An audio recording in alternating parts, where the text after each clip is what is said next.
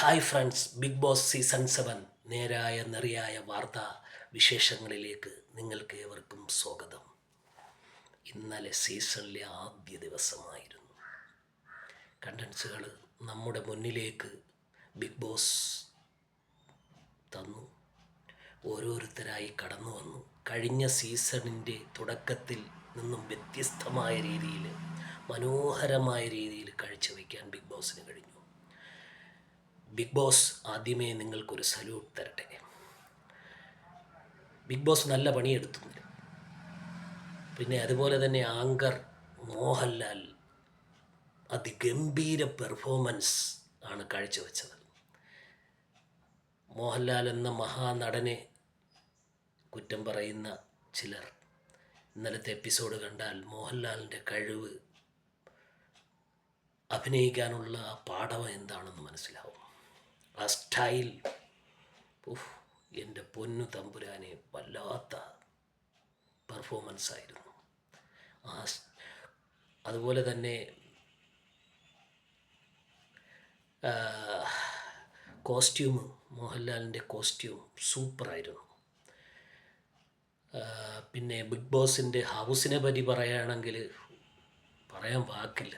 അത്ര very very nice, very beautiful house.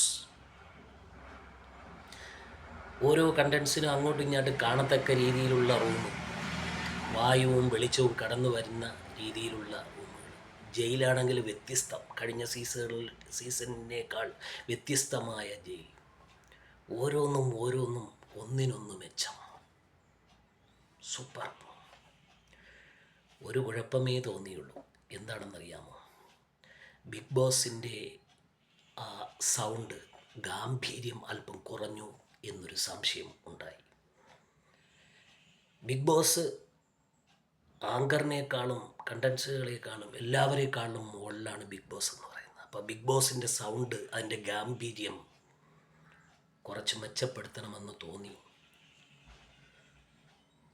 പിന്നെ ഓരോ കണ്ടൻസുകൾ ഹൗസിലേക്ക് കടന്നു വന്നു. അനീഷ് വി പി, അദ്ദേഹം എൻ്റർടൈൻ ചെയ്യിപ്പിച്ചു. കാരണം അനുമോള് ഹൗസിലേക്ക് കടന്നു വന്ന സമയത്ത് എന്നെ അറിയാമോ എന്ന് ചോദിക്കുമ്പോൾ അനീഷ് വി പി, എനിക്കറിയില്ല. അതൊക്കെ ഒരു എന്താ പറയുന്ന, ഒരു ഹാസ്യ രീതിയിൽ, എന്താ പറയുന്നത്, ഈ ഓരോ പ്രേക്ഷകരെയും തൃപ്തിപ്പെടുത്തുന്ന രീതിയിൽ അദ്ദേഹത്തിന് കുറച്ചൊക്കെ കഴിഞ്ഞു എന്നെനിക്ക് തോന്നി. തുടക്കത്തിലെ ഈ പെർഫോമൻസ് അനീഷ് വി പി ഇനിയും തുടർന്നും കാണണം. അടുത്തത് വന്നതെന്ന് പറയുന്നത് അനുമോളാണ്. അനുമോളുടെ ഡാൻസ് സൂപ്പറായിരുന്നു, കോസ്റ്റ്യൂം സൂപ്പറായിരുന്നു, സ്റ്റൈല് സൂപ്പറായിരുന്നു. നല്ല കുഴപ്പമില്ലാത്ത പെർഫോമൻസ് കാഴ്ചവെച്ചു അനുമോൾ.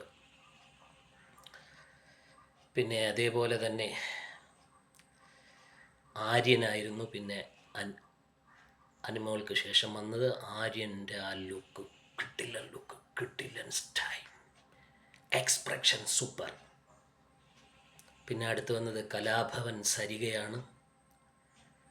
നല്ല പ്രതീക്ഷ തരുന്ന ഒരു കലാകാരിയാണ്. വളരെ കഷ്ടപ്പെട്ട് ഒരുപാട് കഷ്ടപ്പെട്ട് ഉയർന്നു വന്ന കലാഭവൻ സരിക നമ്മൾക്കെല്ലാവർക്കും അറിയാവുന്നതാണ്. മിമിക്രിയിൽ വ്യത്യസ്തമായ ഭാവങ്ങളെ കാണിച്ചും പ്രേക്ഷകരെ വീഴ്ത്തിയ ഒരു കലാകാരിയാണ് കലാഭവൻ സരിക. സൂപ്പറായിട്ടുണ്ട്.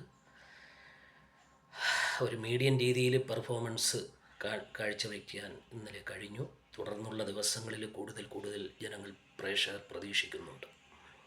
പിന്നെ അടുത്തത് വന്നത് അക്ബർ ഖാനാണ്. അക്ബർ ഖാൻ നല്ല സൂപ്പറായിരുന്നു കേട്ടോ. സ്റ്റൈലും ഒക്കെ കൊള്ളായിരുന്നു. കോസ്റ്റ്യൂമും കുഴപ്പമില്ലായിരുന്നു. നല്ല എൻ്റർടൈൻ ആയിരുന്നു, കുഴപ്പമില്ല. പിന്നെ അടുത്തത് ഒനിയൻ സാബു, കുഴപ്പമില്ലാത്ത ഒരു രീതിയിൽ കൊള്ളാം. ഒരു മീഡിയം രീതിയിൽ ഒനിയൻ സാബു പെർഫോമൻസ് കാഴ്ച വെച്ചു. അഡ്വക്കറ്റാണ്, നല്ല കഴിവുള്ള മനുഷ്യനാണെന്ന് തോന്നി ഇന്നലത്തെ പെർഫോമൻസ് കണ്ടപ്പോൾ. ഇനിയുള്ള ദിവസങ്ങളിൽ ഒരുപാട് പ്രതീക്ഷിക്കുന്നുണ്ട് പ്രേക്ഷകർ, പ്രത്യേകം ശ്രദ്ധിക്കുക. പിന്നെ അടുത്തത് ബിന്നി സെബാസ്റ്റ്യനാണ്. ബിന്നി സെബാസ്റ്റ്യൻ ഒരു മീഡിയം രീതിയിൽ പെർഫോമൻസ് കാഴ്ചവെച്ചു. കോസ്റ്റ്യൂം കുഴപ്പമില്ലായിരുന്നു, നല്ല സ്റ്റൈലുമൊക്കെ ആയിരുന്നു. പിന്നെ അഭിശ്രീ വന്നു, ഒരു മീഡിയം രീതിയിൽ പെർഫോമൻസ് കാഴ്ചവെച്ചു. സ്റ്റൈലുമൊക്കെ ഒരു മീഡിയം രീതിയിൽ കുഴപ്പമില്ലാതെ രീതിയിലായിരുന്നു. പിന്നെ രേണ ഫാത്തിമ, എന്താ കൊച്ചുമോള്, 18 വയസ്സുള്ള കൊച്ചുമോള്, അവളുടെ ആ രീതിയും മോഹൻലാലിനോടുള്ള സംസാരമൊക്കെ എന്നെ വളരെ ആകർഷിച്ചു. അതേപോലെ പ്രേക്ഷകർക്കും ആകർഷിച്ച് കാണും എന്ന് പ്രതീക്ഷിക്കുന്നു. വരും ദിവസങ്ങളിൽ ആ കൊച്ചുമിടുക്കിയിൽ നിന്നും നല്ല പെർഫോമൻസ് പ്രതീക്ഷിക്കുന്നുണ്ട്. പിന്നെ അടുത്തത് മഹിഷി രഞ്ജിത്താണ്. മഹിഷി രഞ്ജിത്ത് ഒരു മീഡിയം രീതിയിൽ കാര്യങ്ങൾ കൈകാര്യം ചെയ്തു. ഇപ്പോഴത്തെ സീസണിലെ കാരണവരാണ്. അദ്ദേഹം സ്റ്റൈലിലും എല്ലാം കുഴപ്പമില്ലാത്ത പെർഫോമൻസാണ് കാഴ്ചവെച്ചത്. പിന്നെ ഹിന്ദി ബിഗ് ബോസിൽ നിന്നും മലയാളം ബിഗ് ബോസിലേക്ക് കടന്നു വന്ന ആദ്യത്തെ ഒരു കണ്ടന്റ് ജസ്ല, സൂപ്പർ വളരെ പ്രതീക്ഷയുണ്ട്. കാരണം ഹിന്ദി ബിഗ് ബോസിൽ നിന്നാണ് മലയാളം ബിഗ് ബോസിലേക്ക് കടന്നു വന്നത്. ഇന്നലത്തെ ആ സ്റ്റൈലും ഡാൻസും എല്ലാം സൂപ്പറായിരുന്നു ജസ്ലയുടേത്.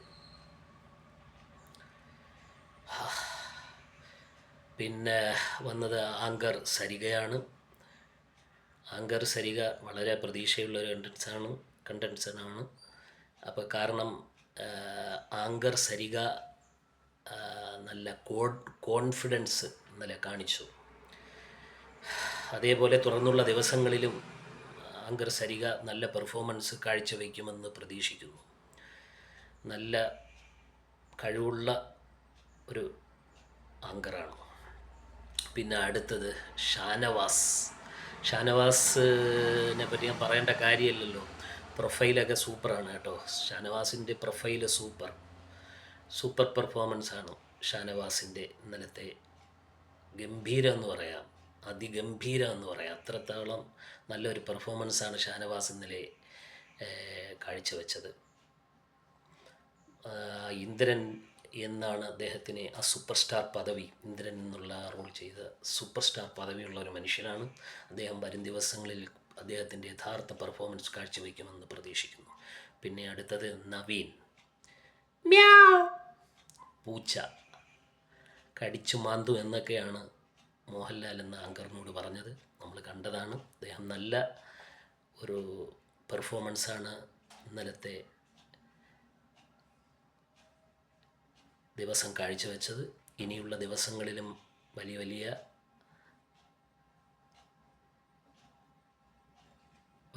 കഴിവുകൾ പുറത്തെടുക്കുമെന്ന് പ്രതീക്ഷിക്കുന്നു. പിന്നെ ആദില നൂറ നോർമൽ പെർഫോമൻസ്, ഒരു മീഡിയം. വരും ദിവസങ്ങളിൽ ആദില കഴിവ് പ്രകടിപ്പിക്കുമെന്ന് പ്രതീക്ഷിക്കുന്നു. പിന്നെ സൈഗ സന്തോഷാണ്. ഡാൻസ് സൂപ്പറായിരുന്നു കേട്ടോ. അടിപൊളിയായിരുന്നു സൈഗ സന്തോഷ് കാഴ്ചവെച്ചത്.